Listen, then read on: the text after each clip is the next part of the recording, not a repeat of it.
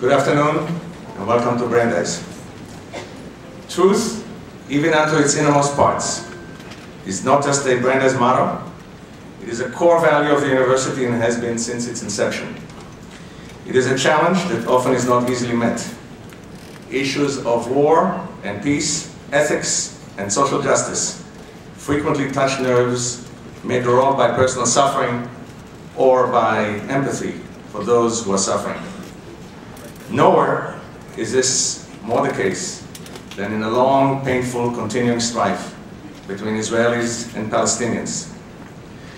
Whether by listening to the experience of victims of violence on both sides, standing up for the presence on the Brandeis campus for a Brandeis faculty who is an outstanding Palestinian professor, building a partnership with a Palestinian university, hosting appearances by senior Israeli leaders or a controversial former president, Brandeis has always been up to the challenge even when some, both within and outside its walls, have not.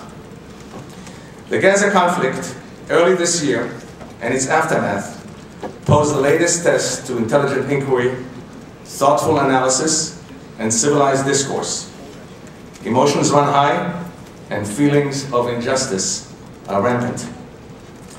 In the aftermath of this conflict, Justice Richard Goldstone, our first speaker today, examined both Israeli and Palestinian actions. His commission's report has been embraced by some and rejected by others, including by our second speaker, former Israeli ambassador to the United Nations, Dori Gold. The directors of the two sponsoring centers, Dan Terrace and Ilan Troin, will more formally introduce these two gentlemen. This report charges both Palestinian and Israeli authorities with war crimes, but its deeper implications explore the complex legal and moral issues surrounding the conduct of warfare in an era when the rules of engagement are rapidly changing. While the arguments over the Gaza report have been heated, there's actually substantial agreement on the underlying principles involved. 2 weeks ago, Dan Meridor, Deputy Prime Minister of Israel, spoke here at Brandeis and delivered a stirring account of Israeli commitment to the principles of preserving civilian lives in the context of conflict. Yet, the specifics of the conflict in Gaza led to dramatically different conclusions about the legal and moral basis of Israeli actions.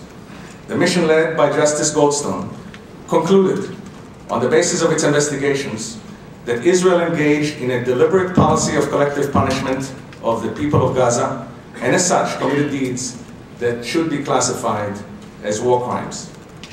Israeli leaders have reacted with outrage, arguing that they were responding to months of shelling of Israeli civilians and that their forces made every effort to avoid unnecessary bloodshed, arguing that the Hamas military wing cynically embedded its military operations within civilian neighborhoods.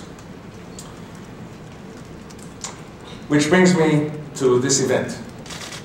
First of all, I want you to note that we were able to have the General Assembly of the United Nations hold a debate on the Goldstone report just yesterday to serve as background for our event. Our timing is absolutely perfect. But unlike the UN, we will not have a long procession of speakers in numerous languages. We will also hold no vote and make no resolutions. While we're very glad for the presence of the press, both local and from abroad, and I'm pleased to note that we are now streaming this event across campus and through the web to an audience of many viewers across the world. This event, however, is first and foremost intended for this campus community and to you as individuals in this hall. We hope that what is discussed here today will help you make up your own mind on important and highly contested issues that too often are argued with more heat than light. While we assume there will be many points of dispute, we hope and expect that what will take place here will become the basis for further reflections and probing. We are examining yet again another difficult issue in the long festering Arab-Israeli conflict. It is not a distant historical event. to be debated by historians and scholars. We are probing an event which nearly everyone here has witnessed on the television screen and has read about in news releases, blogs, and numberless communications that are flashing across the web. I would suggest that the issues that arise from the specifics of the violence in Gaza and Israel's Negev are of more than parochial interest. America, like other modern nations, is bedeviled by fighting distant wars against non-state militants who are often hard to distinguish as they mix and melt into civilian populations. We have entered a new age of warfare. How one deals in such situations effectively and morally, with minimal injury to an opponent's innocence while protecting one's own, is one of the salient and complex issues of our times. Brandeis students, engrossed in the study of philosophy, ethics, Middle East studies, Israel studies, international relations, and a host of fields that engage our minds and concerns across this campus, will find much to engage them in this evening's deliberations.